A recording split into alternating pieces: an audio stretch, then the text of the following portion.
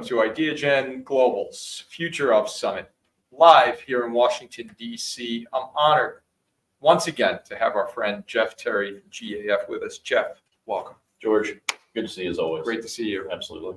It's so great to be together, and for our global audience, the millions of people that are watching this film, how has your incredible background, I can't help but think years ago, your work at the Chamber, the U.S. Chamber Foundation, all the things you've done. And looking over Washington, how has your background, in addition to all of your incredible experience, because you've had so many, shaped your current role at GAF, particularly as it relates to what we're talking about, which is sustainability and urban climate resilience? It's the story could start a long time ago. One of the things I always like to talk a little bit about my background. I come from a family of construction workers and educators. So what I've learned to do in a very early age is I've learned how to build things, but more importantly, I've learned how to kind of teach others how to build things. And I think at the core of everything I've done in my life, that's really what I always fall back on as being foundational. So I took that into my educational background as an example and focused and studied economics, but more importantly around applied and behavioral economics, because at the foundation of everything is behavior and behavior change. If we ever want to kind of drive change in any capacity, it takes that interpersonal connection. And that's the work that drove me into focusing on the intersection of business and organizational strategy, major problem solving, international development. And I've spent now 30 years kind of working kind of in the international development and business development space, really with the objective of solving some of the most critical problems facing the world. And that work kind of brought me to GAF being North America's largest roofing and waterproofing company, works with Standard Industries, which is the world's largest roofing and waterproofing company. And kind of why that's important is because kind of at the core of everything we do as a company is really focused on helping to protect and that which matters most to people. And when you think about the symbol of the roof, of a roof, that at its core is about protection and enabling and resilience, because you can't have a resilient place where you live or work if you don't have a roof. That's right. And so the proverbial roof over your head. The proverbial roof over your head. And that's been, when we think about kind of extreme heat and building climate resiliency, you think about kind of a roof is a core component of doing that. Incredible. For a household, for a family, for an individual, for a business owner, for so many. My God, I mean, it's an incredible way to look at it, because it is. It's an analogy and it's a metaphor for so many things to have a roof over your head. Absolutely. And I'm blown away by the work that you're doing on that. And so, adding on that, what are some key moments, Jeff, or key influences in your illustrious career, because it is illustrious, that have directed you towards focusing on urban heat mitigation? I mean, you're changing the world. I mean, this is like, you've done so much. Yeah. And here you are working on urban heat mitigation. Would you have ever dreamed that you'd be working on that? Well, yeah. It makes sense from your background. It's been a journey. And I think the journey is having worked kind of across so many different areas of impact, global health, focusing on addressing major issues like diarrheal disease and kind of the lack of safe water, the kind of malaria, HIV, tuberculosis, and then having done a tremendous amount of work in the urban housing, or the lack of housing, or the houseless kind of community, and then working in the food systems and understanding the impacts that the changing environment and the changing climate that we've been all experiencing for decades now, and the implication that has on nutrition and a lack of nutrition and malnutrition, especially in those most critical 5 years of life. There's a connection to all of this. Right. And that has been the dynamic, not just of climate change, but at the core of which is a warming environment. And so at the foundation of so many of these kind of outcomes is heat. And you know, when I've seen kind of the implications of heat in a couple different ways. There's three things that really stick out in my mind, George. And first, I'll never forget, it was 2004. I was in Mumbai, India, had just gotten in. I think I may have had 3 hours of sleep. I was jet lagged, and I got in a bus because we were working on a major housing focused initiative in kind of the city and peri-urban kind of areas of Mumbai. And we stopped, and I'm sitting in the front seat of this bus, and I just kind of turn my head and look out this window, and big pile of trash right in the middle of kind of this beautiful area in Mumbai. And I see this naked boy just laying on the trash. And I'm just like, what the heck? You know, that's not right. And I think about him a lot, not knowing if he's still around, but kind of the dynamic that he experienced in his life, kind of at the core of that was a lot of different things, but kind of heat at the core. Secondly, I was in the first group of civilians that went into New Orleans after Hurricane Katrina.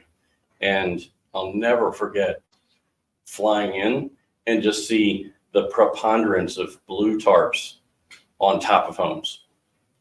And it was just shocking. It was shocking to see the devastation, the water that was still there.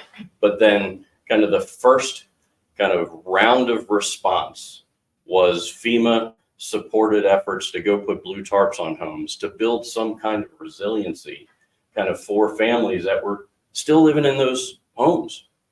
And it was devastating. And when I first joined GAF 5 years ago, we started a major initiative focusing on building community resiliency. We call it Community Matters. And one of the first places we went back to was New Orleans. And to this day, and I've been to New Orleans probably over 25 times in my life, you fly into New Orleans and there is still too many blue tarps on roofs. And, you know, at the core of all of that is heat. That's heat kind of inspiring kind of the perpetuation of extreme weather, the frequency of what we're seeing with extreme weather. And that those are three very distinct areas of kind of experiences I've had that kind of keep me connected to the criticality of this work. It's just profound what you just outlined, and heart-wrenching on so many different levels. Inspiring through the pain of it, but also with the opportunity associated. With the opportunity and the leadership that you're exemplifying. A lot of people doing it. GAF is leading on an ongoing project in Pacoima, Los Angeles, starting in 22. It began, and what have been some of the measurable impacts that you've seen in that community?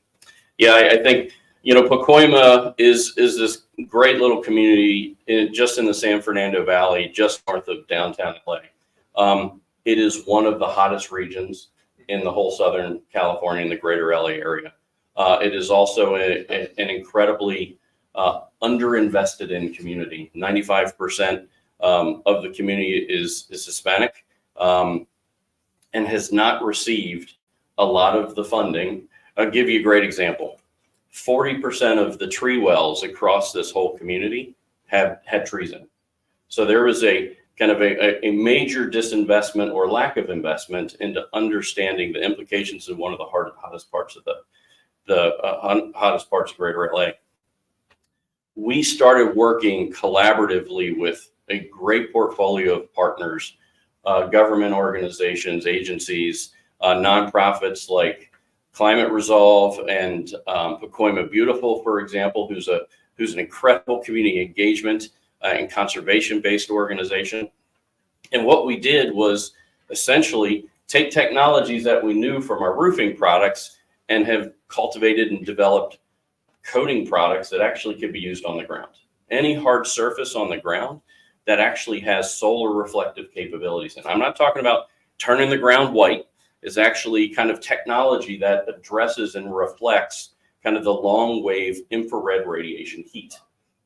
And kind of what's been exciting through that 2-year project and a 1-year research initiative that was just published in peer reviewed kind of literature about 2 months ago was that we saw not just kind of over 10 degrees Fahrenheit surface level reduction on hot sunny days. We also saw ambient air temperature reductions up to 3.5 degrees on extreme hot days Fahrenheit, and over 2 degrees Fahrenheit on sunny days, on any sunny day. And that may not sound like a lot, but with every 1 degree Fahrenheit reduction in ambient air temperatures, it correlates to about a 2.5% reduction in hospital room visits based on heat. For heat-related injury, I should say. So there's a public health benefit associated with this. There's a productivity benefit for individuals that work outside. Kind of there's great research around all these different. There's a reduction in what you see happening with extreme weather situations when you can reduce, especially in urban environments, kind of that ambient cooling. A couple of the other things that we saw. Sorry.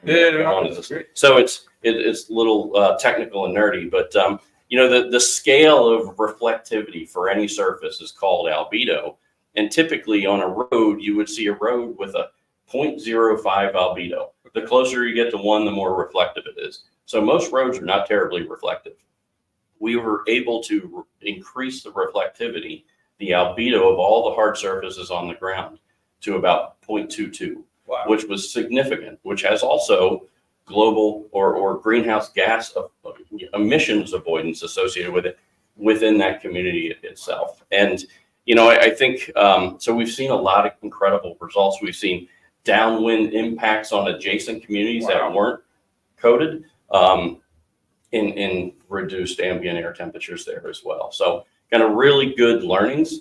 We did this over nearly a 20 square block area. So really covered in partnership with Parks and Rec, with the school district there, all the roads, all the parking lots, everything. So it's great learning. It's a really critically important first step in figuring out how we can scale kind of these opportunities to really address urban heat moving forward. What's remarkable about that, Jeff, is I listen to you and you're passionate about it, is the fact that there is a connection between everything you said, and it's the leadership, your leadership and understanding of how to connect those dots is truly making the difference.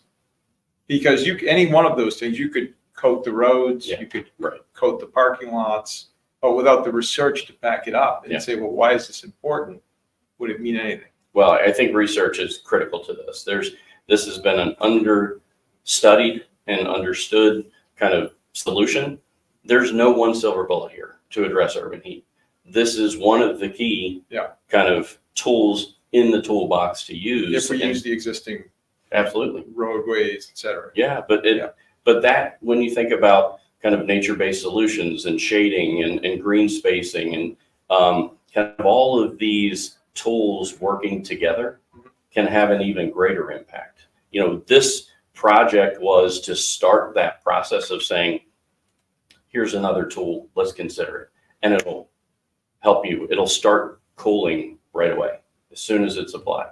And so it's an opportunity for communities, for municipalities, large property owners to really think about how they can make immediate measurable improvements that can benefit their communities, their neighbors, kind of their constituencies. And that's another key piece of this project we're talking about. This wasn't us coming in and doing it. It wasn't just the portfolio of partners. It was about going in, sitting down with all the residents in this community in Pacoima and saying, what issues do you have within your community? What dynamics does the heat environment that you live in restrict your livability around? What are the needs associated with that? So, when we were talking earlier about some of the incredible research that's being done and the equitable research being done, kind of program design is such a critical part. And how we started to engage in Pacoima was we sat down with all the people that live there, because it's their community. It's their community. And, they help to inform Yeah. kind of everything that we did in that project. Incredible. Because ultimately we didn't want to be hey, we're going to be out in a year, and we continue to work there. We're now going into that community and putting cool roof technology on homes to say, we've seen this happen at the community scale. Let's see what this can do in your household. And it goes back to health equity, right?